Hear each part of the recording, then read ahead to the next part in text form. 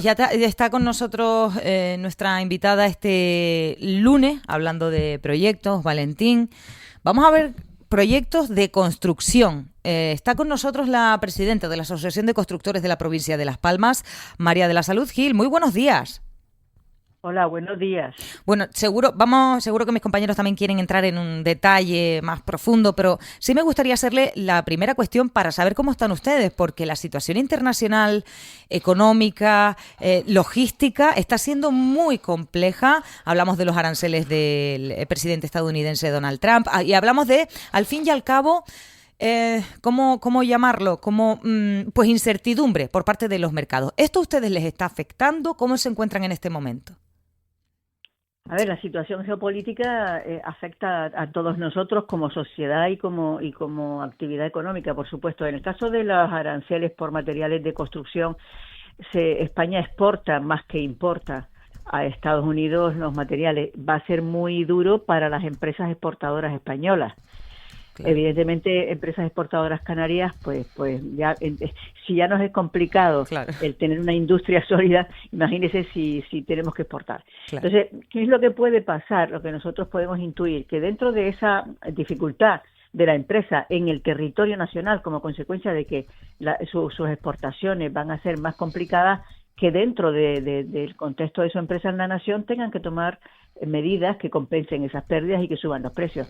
Es lo que puede pasar, pero en principio ahora mismo los impactos no se están notando. Ahora, lo que ocurre es que en general esa situación sí produce incertidumbre en el mercado, en la inversión, con carácter general, y eso sí que afecta de manera directa a nuestra actividad. Bueno, también le queremos preguntar, bueno, le voy a dar la palabra a mis compañeros que están deseosos. Valentín, no sé si quieres empezar. Sí, buenos días, presidenta. Buenos días. Yo quería preguntarle por lo último en relación con la construcción de vivienda, ¿no? Es decir, tenemos un decreto que va a agilizar, digamos, la concesión de licencias de obra. Desde que se ha puesto en marcha una serie de medidas hasta aquí, yo lo he oído decir a usted en varias ocasiones que bueno, que no está siendo todo lo efectivo, que las herramientas que se están poniendo por parte del gobierno de Canarias no están siendo todas las efectivas. Me gustaría que si se pudiera hacer ahora, a día de hoy, un balance de si esto está cambiando o cómo lo ves. Mire, lo primero que hay que decir es que sí está cambiando, porque después de 15 años la Administración Pública, la Consejería de Obras Públicas está tomando decisiones sobre una estrategia en materia de política de vivienda general para Canarias, que cambia además la mentalidad porque lo hace del brazo de la iniciativa privada y porque lo hace con una mentalidad no restrictiva, es decir, prudente, medioambientalmente sostenible, pero que lo que intenta es facilitar las cosas. Usted muy bien ha dicho que hay un decreto de ley de medidas urgentes que está funcionando, ha motivado a la iniciativa privada, por tanto, eso ya está cumpliendo sus objetivos, pero es que ese decreto de ley por sí mismo no era suficiente, es decir, hay un puzzle que colocar. Ahora mismo está ese decreto, está el nuevo decreto del que usted habla en este momento, que es una modificación del anterior, mejorando aquellas cuestiones que nos hemos ido encontrando a medida que íbamos poniéndolo en marcha, y al mismo tiempo introduciendo un elemento que es fundamental, que es la simplificación y la posibilidad de dar a los ayuntamientos herramientas para que den las licencias en 6 meses, que en este momento están tardando 2 años. Y al mismo tiempo se está modificando la ley del suelo para poder adaptarla a estas medidas y consolidarlas jurídicamente. Por tanto, se está intentando dar seguridad jurídica, se está intentando que se incorpore el suelo rústico que en su momento no se incorporó por no cumplir con no adaptarse a los planeamientos anteriores, no se quedaron fuera del mercado, pues esos suelos se van a poder incluir. El que pueda haber cambios de uso para que puedan haber viviendas en usos que son terciarios, por ejemplo, los edificios comerciales. Se pueden hacer nuevas promociones, pero también se puede utilizar las promociones que están en este momento construidas, vamos a suponer un edificio de oficinas que no funciona, pues se puede convertir en vivienda. Y también introducir la posibilidad de que se externalicen en los ayuntamientos los informes de conformidad urbanística, que es lo que ahora está, digamos, en una cerrazón, ¿no?, de tardar muchísimo tiempo en otorgar una licencia. Es decir, se están tomando medidas conjuntas que por sí mismas funcionan todas entre sí. Y por eso está ralentizada esa actividad, pero se está haciendo correcto. Y se ha introducido un elemento muy importante, la vivienda incentivada, que son viviendas libres, no necesariamente protegidas, pero que tienen que venderse o alquilarse a un precio asequible y además a unas rentas de familias que son iguales a las de las viviendas protegidas. O sea, se están tomando medidas, son evidentemente complejas y hay que irlas poniendo en marcha. Los ayuntamientos ahora tienen que adoptar esas medidas, tienen que aceptarlas, no ponerse contra ellas. Es importante. Me gustaría indagar un poco en la figura de la vivienda incentivada, porque ¿cómo funciona exactamente? ¿Cómo se consigue que una vivienda, no es una vivienda pública, es una vivienda privada, de titularidad privada? ¿Cómo se consigue? No sé si es con bonificaciones, no sé cómo funciona. A ver, lo primero que hay que decir para que se nos quiten los complejos es que la vivienda pública es aquella que es social, estrictamente, que la promueve con su dinero un organismo público para personas que en ningún caso pueden acceder a una vivienda. Es decir, que son muy vulnerables. Esa es la vivienda social, pública. Pero que hay vivienda pública que puede ser protegida, que es otra cosa, que es para personas que tienen la posibilidad de alquilar o comprar, pero que no pueden hacerlo en el mercado libre. Y después hay que pensar que el 80-90% en la historia de este país de viviendas protegidas las ha hecho la iniciativa privada. Hay que quitarse ese complejo de encima de que si lo público, que si lo privado. Mire, sin lo privado no se va a hacer una vivienda, porque fíjense que para hacer ahora mismo que hay unas 1.000, me parece que están en este momento licitadas, han tenido que pasar casi 20 años, imagínese usted, con un déficit de vivienda de más de 50.000. 1.000 en Canarias, o en la provincia, perdón. Sí, en Canarias. Hay unas 1.000 ahora mismo que se han puesto, que han salido a concurso después de 15, 20 años. Solo 1.000. Que cero vivienda. Fíjese que nosotros, los promotores privados, en el año 2007, hacíamos 37.000 viviendas al año. ¿Sabe usted cuántas se hacen ahora? 2.900, pero privadas también. Tampoco se están produciendo viviendas privadas. O sea, estamos haciendo 2.900 cuando tendríamos que estar promoviendo 12.000 viviendas al año si queremos que en los próximos 5 años se resuelva el déficit de vivienda. Claro. Sergio. Tenemos, muy buenos días. Muy buenos días. Tenemos un diputado aquí en Lanzarote de Nueva Canarias que nos representa, digamos, en el Parlamento y asegura en una nota enviada esta madrugada que el gobierno de Canarias se niega a intervenir en el mercado especulativo inmobiliario y es más, dice, ponen facilidades para que la especulación siga aumentando, dando licencias urbanísticas indiscriminadas sin garantizar que se vaya a la compra o al alquiler asequible, ¿no? ¿Está usted de acuerdo con eso? No, yo es que ni siquiera entro ni salgo en eso. Eso es una opinión de un partido político que está en el Parlamento y que además tiene que oponerse al gobierno. Lo que sí tengo que pensar es que probablemente sean partidos políticos que han estado gobernando en algún momento. Y yo acabo de decir que hacía 20 años que no se hacía una vivienda. Quiero decir con esto, a nosotros no nos importa lo que pueda opinar un partido político u otro en el ámbito parlamentario, porque para eso están, para ejercer su labor. A nosotros lo que nos importa es que por primera vez en este momento hay 3 medidas que se están poniendo en marcha para hacer viviendas protegidas y producir viviendas protegidas para una población que ha crecido en 120.000 personas en los últimos 11 años y que en los últimos 11 años se han hecho 19.000 viviendas en total, de las cuales prácticamente ninguna eran protegidas. Todos tendremos alguna responsabilidad en esto, ¿no? Digo yo. Valentín. Sí, yo estaba, bueno, antes dijo María de la Salud Gil que bueno, que en el 2007, creo que fue esa la fecha, la iniciativa privada hacía más de 20.000 viviendas, ¿no? Viviendas, o sea, por más de iniciativa. 30.000 en general. En general, claro. ¿Qué cambió o qué ha cambiado para que, por ejemplo, ahora también la iniciativa privada... Le cuento. Le cuento, mire, en primer lugar, esto ha sido una tendencia que no solo ha sido en España, también la ha habido en otros sitios. Aquí hay una cuestión clara. Hubo un momento determinado en que los planes estatales de vivienda dejaron de ser como eran y empezaron a llenarse de teoría, empezaron a llenarse de normativas, de regulación, pero no de presupuesto. en un momento determinado se dejó de presupuestar y de desarrollar medidas que le cuento ahora mismo. Los mejores planes de vivienda que se desarrollaban, que hacíamos aquí 4.000 viviendas al año protegidas, fíjese, que le estoy hablando de algo muy importante que si las hiciéramos hoy estaríamos resolviendo muchos problemas.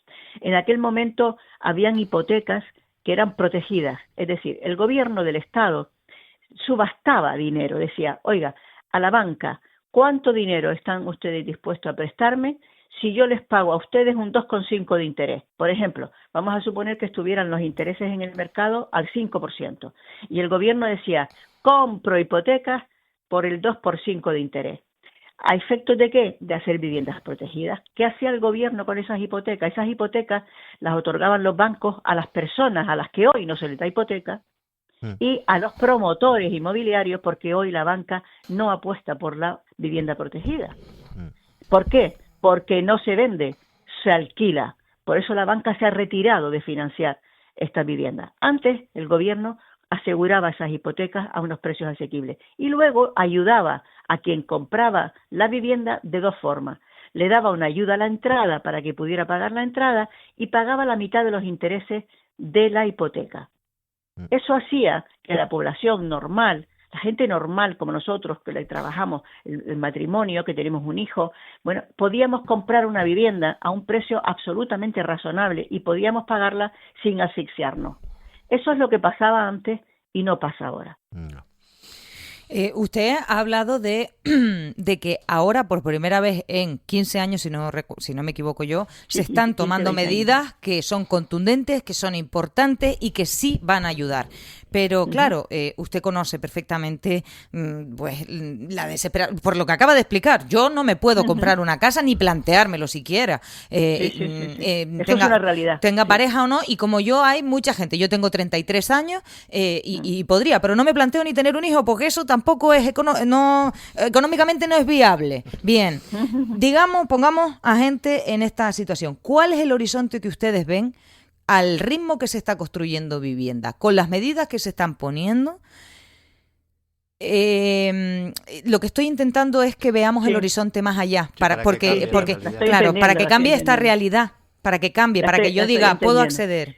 Mire, ahora mismo lo que está ocurriendo, se están poniendo en el camino una serie de medidas que son importantísimas para que eso que al final de lo que se trata es de que los jóvenes y los menos jóvenes, incluso la gente mayor, pueda ir a alojamientos colectivos con determinados servicios, que también es posible hacerlo a través de los planes de vivienda, puedan adquirir una vivienda. En este momento se están poniendo los cimientos, pero no se va a resolver el problema de aquí para resolver, fíjese de lo que le estoy diciendo, ahora mismo necesitaríamos entre 32 y 40.000 viviendas para ponernos al día, sin contar lo que la población ha subido, con lo cual no es fácil.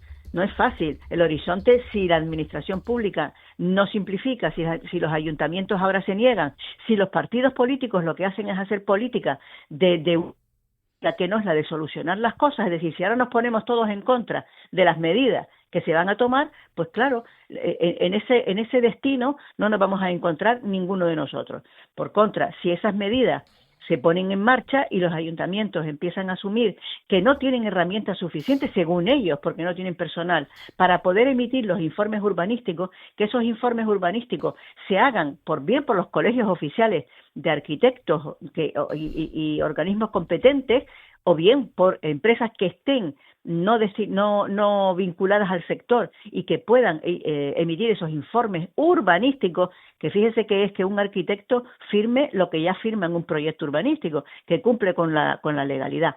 Si eso no se acepta, no agilizaremos las licencias y tardaremos 2 años en poder iniciar una promoción.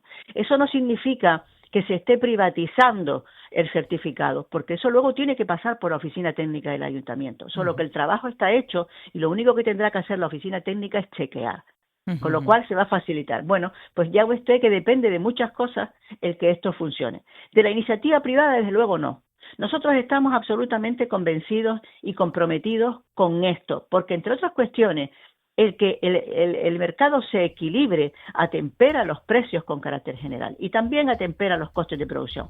Hay otra cosa que hemos puesto en marcha y que está en este momento en el Congreso de los Diputados, que es poder aplicar la RIC en la vivienda. Bueno, pues también contra eso hay mucha gente. Bueno, pues el que se utilice los beneficios de las empresas para poder hacer viviendas protegidas, pues es una manera de conseguir financiación, que en este momento, antes les decía, que la banca se niega prácticamente a financiar viviendas protegidas que no se vendan. Bueno, pues la RIC, la Reserva de Inversiones, permitiría que la iniciativa privada, por ejemplo, ahora mismo el Ayuntamiento de Mogán ha hecho un concurso de derecho de superficie de manera pionera dentro del decreto ley de medidas urgentes del que hablábamos antes, que pone el suelo a disposición de la iniciativa privada para que la iniciativa privada con su dinero construya esas viviendas y las explote durante 75 años en arrendamiento protegido.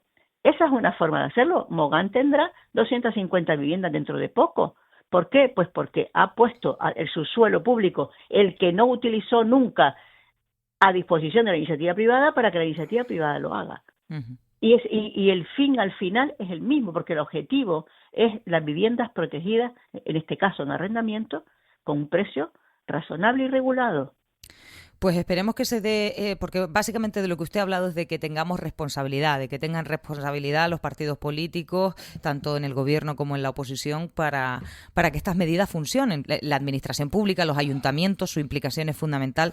Entonces, yo personalmente, yo y toda mi generación, que ni siquiera hemos podido mirar a la vida como lo han hecho nuestros padres, porque es así, mis padres a mi edad ya nos tenían a las 2 y tenían su vida encaminada. Yo, en cambio, digo porque sé que soy el caso de muchos jóvenes, o no tan jóvenes, como se quiera llamar, que no vemos un horizonte. Yo siento que me hago vieja y no voy a poder acceder a una vivienda para mí comprada. Yo lo siento como usted lo cuenta, y además le voy a decir algo que es muy personal y muy íntimo. Yo me compré mi primera vivienda con 18 años. Era una vivienda protegida. Yeah. ¿Y por qué? Porque tenía una hipoteca que me ayudaba, que era barata, tenía una ayuda a la entrada y podía hacerlo. Bueno, mi generación, por eso tiene vivienda mi generación. Claro. Si no, no la tendría. Entonces, nosotros somos muy conscientes de que nuestra obligación es, porque la obligación de una empresa es cubrir la demanda, y la demanda más amplia es la de las rentas medias. Porque las viviendas públicas, ¿vale? Ahí se están preocupando de las viviendas públicas y de que hayan 1000 viviendas públicas. Pero es que las viviendas protegidas o las viviendas incentivadas no se están produciendo. Nosotros, por ejemplo, ahora mismo en un concurso de Visocan y de un ayuntamiento que sacaron 2 concursos para adquirir edificios en el mercado, presentaron para 200 viviendas, y ¿sabe usted cuántos presentamos nosotros? 800. Ay, o sea que no hay dinero para 800. Bueno, pues hay que poner presupuesto. Hay que ponerlo, hay que apostar por las viviendas protegidas. Si nosotros somos capaces de cuadruplicar lo que la administración es capaz de sacar al concurso, hay que poner presupuesto para eso. Claro. Pues con eso nos vamos a quedar. Le agradezco enormemente que esté con nosotros y que nos haya hecho esta fotografía de cómo estamos, cuál es el horizonte.